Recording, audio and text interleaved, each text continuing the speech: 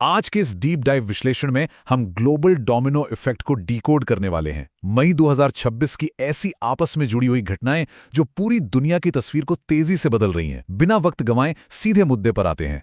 ये सोचना सच में हैरान कर देता है कि कैसे किसी एक क्षेत्र का संकट कुछ ही हफ्तों में पूरी ग्लोबल इकोनॉमी को बदल कर रख सकता है। ये बिल्कुल एक डोमिनो इफेक्ट की तरह है, जहां दुनिया के किसी एक कोने की छोटी सी हेडलाइन वास्तव में पूरी दुनिया में एक बहुत बड़ी चेन रिएक्शन शुरू कर देती है। तो चलिए इस पूरे सिनारियो को समझने के लिए सबसे पहले उस स्थिति की बात करते हैं जहां पूरी दुनिया इस वक्त हाई अलर्ट पर है। हाल ही में WHO ने एबोला को आधिकारिक तौर पर एक ग्लोबल हेल्थ इमरजेंसी घोषित कर दिया है। अब इसका असर देखिए, दुनिया भर में पब्लिक हेल्थ एजेंसीज तुरंत एक्शन मोड में आ गई हैं। इंटरनेशनल एयरपोर्ट्स पर निगरानी इतनी कड़ी कर दी गई है कि अब कोई भी आम अंतर्राष्ट्रीय यात्रा किसी गहन मेडिकल चेकअप जैसी बन चुकी है। और एक तरफ जहां हेल्थ इमरजेंसीज हैं, वहीं चरम मौसम का असर भी साफ दिख रहा है। उत्तर भारत में 45 डिग्री से ऊपर का तापमान अब सिर्फ थर्मोमीटर का कोई आंकड़ा नहीं रहा। ये एक ऐसी स्थिति है जो सीधे फसलों को झुलसा रही है। पावर ग्रिड्स पर बिजली की डिमांड का बहुत भारी दबाव है और टूरिज्म के साथ साथ क्षेत्रीय यात्राएं लगभग पूरी तरह ठप पड़ गई हैं। रोजमर्रा की जिंदगी पर इसका डायरेक्ट इम्पैक्ट पड़ रहा है। अब इन हेल्थ और क्लाइमेट थ्रेट्स के बाद आइए इस डोमिनो इफेक्ट के दूसरे फेज की तरफ चलते हैं, यानी ग्लोबल इकोनॉमी और एनर्जी शॉक का सीधा कनेक्शन। जियोपॉलिटिकल घटनाएं हमारी जेब पर कैसे असर डालती हैं, इसका चेन रिएक्शन बड़ा दिलचस्प है। शुरुआत होती है मिडिल ईस्ट में बढ़ते तनाव से। इसकी वजह से हॉर्मुज़ जलडमरू मध्य में ट्रांसपोर्ट रुक जाता है। फिर क्या होता है?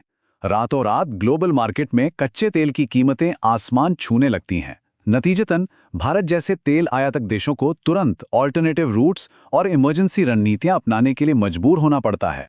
इस एनर्जी वॉलेटिलिटी का सीधा रिजल्ट इकोनॉमिक ग्रोथ पे दिखता है।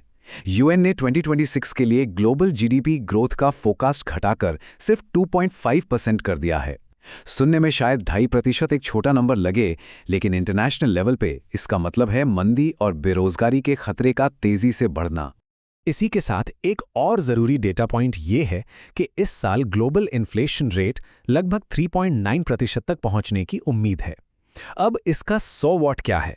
इसका सीधा सा मतलब ये है कि डेवलपिंग नेशंस और आम कंज्यूमर्स पर एक बहुत बड़ा आर्थिक दबाव पड़ेगा, जिससे रोज़मर्रा के खर्चों को मैनेज करना और भी मुश्किल हो जाएगा।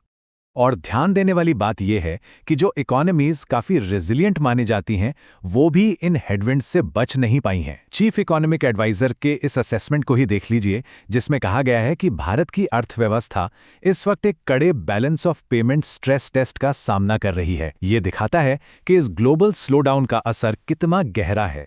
ये अस्थिरता सिर्फ तेल तक लिमिटेड नहीं है। सोने की कीमतों में लगातार उतार चढ़ाव चल रहा है और दूसरी तरफ इंटरनेशनल मार्केट में फर्टिलाइजर्स यानी उर्वरक की कॉस्ट एक बहुत बड़ी चिंता बन चुकी है।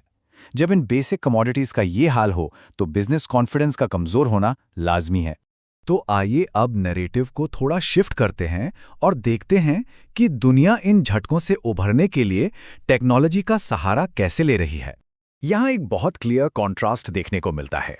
एक तरफ हमारा ट्रेडिशनल सप्लाई चेन सेक्टर है, जो लगातार बढ़ती शिपिंग इंश्योरेंस और लॉजिस्टिक्स कॉस्ट से जूझ रहा है, पर वहीं दूसरी तरफ उभरते हुए इनोवेशन सेक्टर्स हैं। ग्लोबल एआई समिट्स और 6G रिसर्च पार्टनरशिप्स जैसी रेजिलिएंट ग्रीन टेक में भरपूर कैपिटल इन्वेस्ट किया जा रहा है, ताकि आने वाले वक्त के लिए एक मजबूत इकोसिस्टम तैयार किया जा सके। इसी डायरेक्शन में कूटनीति का रूप भी बदल रहा है। इस इंडिया नॉर्डिक इनोवेशन पिवट को ही देखिए। देश अब आपस में ऐसी पार्टनरशिप्स कर रहे हैं जिनका पूरा फोकस फ्यूचर प्रूफिंग पर है, चाहे वो 6G टेक्नोलॉजी में सहयोग हो, आर्कटिक रिसर्च को एक्सपैंड करना हो, ब्लू इकोनॉमी में इन्वेस्टमेंट्स हों या फिर यूरोपियन स्टेम मोबिलिटी को बढ़ावा देना हो। ये सब नए द्वार के गठबंधन हैं।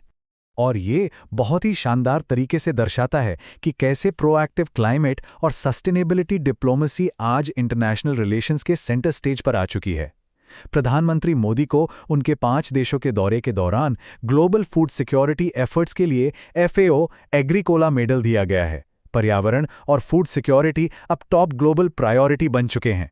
डिजिटल इनोवेशन की बात करें तो हाल ही में भारत मंडपम में India AI impact summit host किया गया, जिसने बहुत तेजी से ग्लोबल इन्वेस्टर्स का ध्यान खींचा है।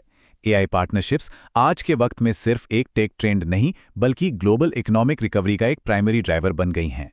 चलिए अब इन सबके बीच अपने आखिरी हिस्से की तरफ चलते हैं, जहां हम देखेंगे कि कल्चर, स्पोर्ट्स और मीडिया इन ग्लोबल शिफ्ट्स के साथ कैसे इवॉल्व हो रहे हैं। एंटरटेनमेंट की दुनिया में एक गजब का पैराडॉक्स चल रहा है। एक तरफ रीजनल इंडियन कंटेंट जैसे धुरंधर द रिवेंज ओटीटी पर वर्ल्ड वाइड ट्रेंड कर रहा है। लोग इन मुश्किल हालातों से थोड़ा एस्केपिज्म ढूंढ रहे हैं। पर behind the scenes media production में एआई जनरेटेड कंटेंट टूल्स का इंटीग्रेशन इतनी तेजी से हो रहा है कि इसने एथिक्स और फ्यूचर ऑफ कंटेंट क्रिएशन को लेकर नई बहस छेड़ दी है। लेकिन ये पूरी ग्लोबल कहानी घूम फिर कर वापस हमारी लोकल रियलिटी पर ही आती है। शुरू में हमने जिन एक्सट्रीम हीट वेव्स और इंटरनेशनल लॉजिस्टिक्स की बात की थी, उसका ज़मीनी असर देखिए। गर्मी इतनी ज़्यादा है कि यूथ समर स्पोर्ट्स कैंप्स बाधित हो गए हैं। वहीं दूसरी तरफ हमारे एथलीट्स अभी भी विमेंस हैंडबॉल चैंपियनशिप जैसे इंटरनेशनल टूर्नामेंट्स के लिए क्लियरेंस का इंतजार कर रहे हैं। हर बड़ी ग्लोबल घटना का असर रोज़मर्रा की ज़िंदगी पर साफ झलकता है।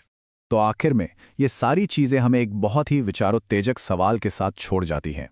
एक ऐसी दुनिया में जहां क्लाइमेट क्राइसिस और इकोनॉमिक शॉक का सीधा टकराव एआई की तेज़ तकनीकी प्रगति से हो रहा है, इनमें से आखिर कौन सी ताकत हमारे ग्लोबल फ्यूचर को डिफाइन करेगी? मई 2026 का एक कॉम्प्लेक्स और आपस में जुड़ा हुआ वेब वाकई बहुत कुछ सोचने पर मजबूर कर देता है।